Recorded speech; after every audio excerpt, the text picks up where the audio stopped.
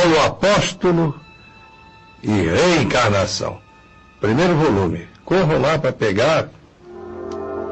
Página 39. Diretrizes espirituais da religião de Deus. Paulo Apóstolo e Reencarnação.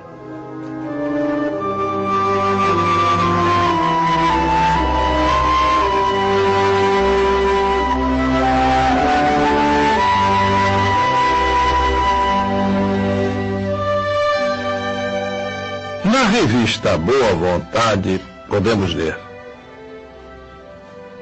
recebemos um telegrama pedindo informemos a interpretação dada à palavra reencarnação diante do texto da Epístola aos Hebreus, capítulo 9, versículo 27. Eis o versículo em questão. Porquanto é ordenado aos homens que morram uma só vez, e depois disso vem o juízo. Resposta. Esse versículo tem sido uma pedra de tropeço para todos os que desconhecem o que realmente é reencarnação, limitando-se a ler a letra que mata e não percebendo o espírito que vivifica.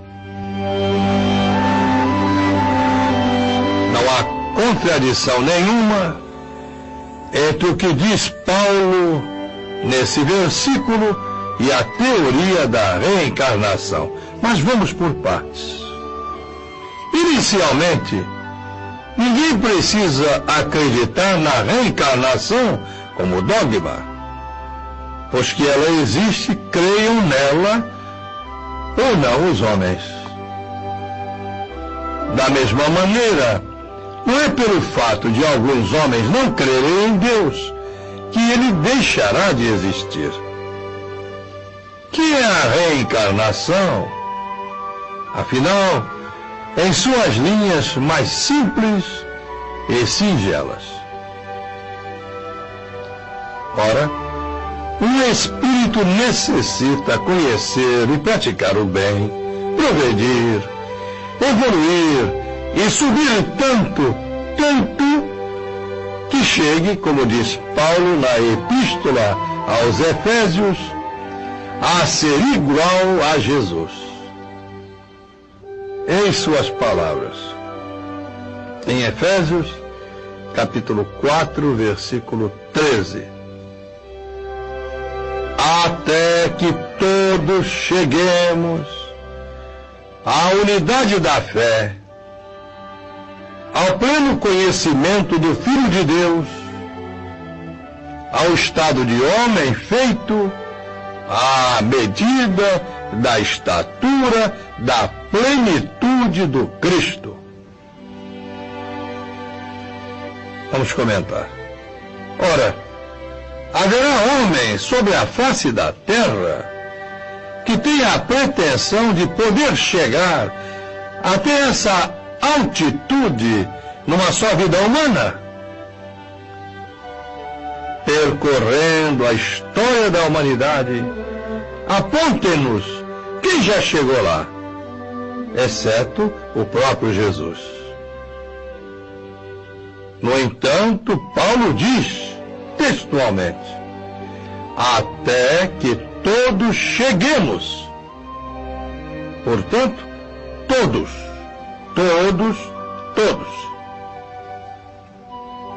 Então, se o espírito necessita evoluir até esse ponto divino, é um ponto divino chegar à medida da estatura da plenitude do Cristo, conforme preconiza Paulo Apóstolo em Efésios, capítulo 4, versículo 13.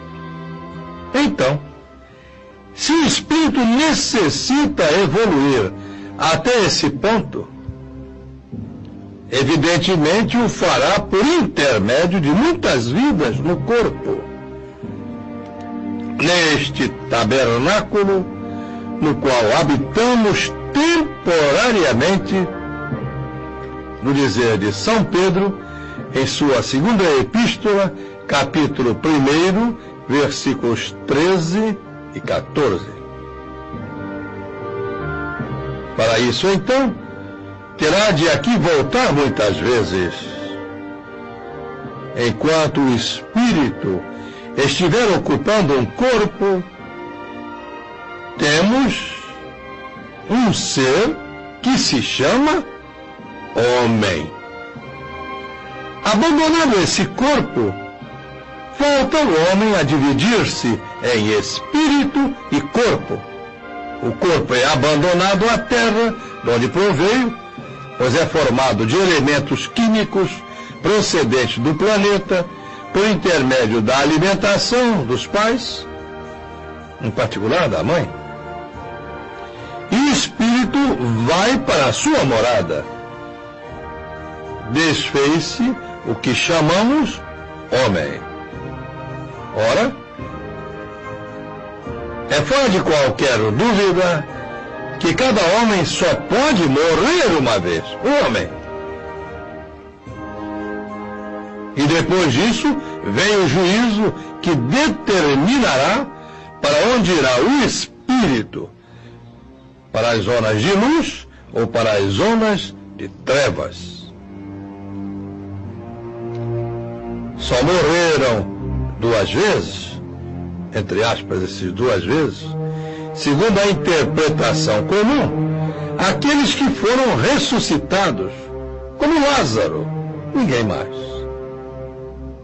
Cada homem, conjunto de espírito e de corpo, só pode morrer, ou seja, separar-se um do outro, o corpo do espírito, uma vez. Porque, separado que esteja, em definitivo, não mais se poderá unir, a não ser por outro nascimento. Lógico que em outro corpo formado por outra matéria.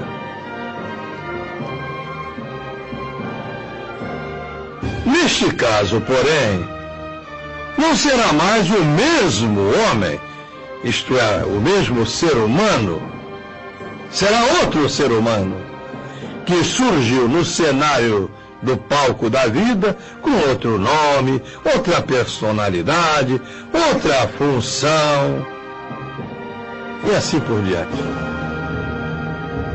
Então, não há uma dificuldade de compreender-se, dentro da teoria da reencarnação, a frase de Paulo. Nenhuma, absolutamente nenhuma. Está certíssima. É ordenado aos homens que morram uma só vez. E depois disso vem o juízo. Com efeito, ninguém dirá que o espírito possa morrer, o espírito. E poderemos dizer cientificamente que o corpo morre em absoluto, pois é justamente quando se desfaz a união do espírito com o corpo que as moléculas do corpo começam a viver independentemente. Então aquele fenômeno que o vulgo chama morte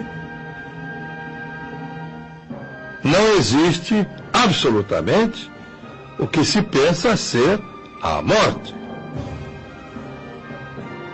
Pois o espírito continua vivendo na sua normalidade de espírito. O corpo se transforma em bilhões de vidas que continuarão a viver e a animar outros seres. Então, onde se encontra a morte? Que é então a morte? Uma simples separação entre espírito e corpo.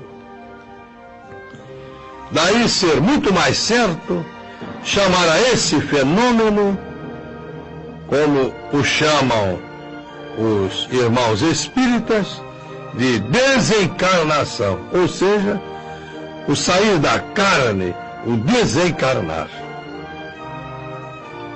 Entretanto, é inegável que o homem, entre aspas, morreu, ou seja, que a personalidade deixou de existir naquela sua união terrena. E isso, logicamente, só pode ocorrer uma vez em cada personalidade, em cada homem. Eu completaria, em cada reencarnação. Desapareceu a personalidade daquela vida terrena, mas prossegue em forma ainda invisível aos sentidos da maioria dos seres humanos, a parte eterna de todos nós, o espírito imortal, a individualidade. Diz o Cristo que o espírito sopra onde quer, isto é, manifesta-se onde for necessário a sua evolução, até integrar-se no amor universal em Deus. E isto, na Terra, se dá por meio das reencarnações.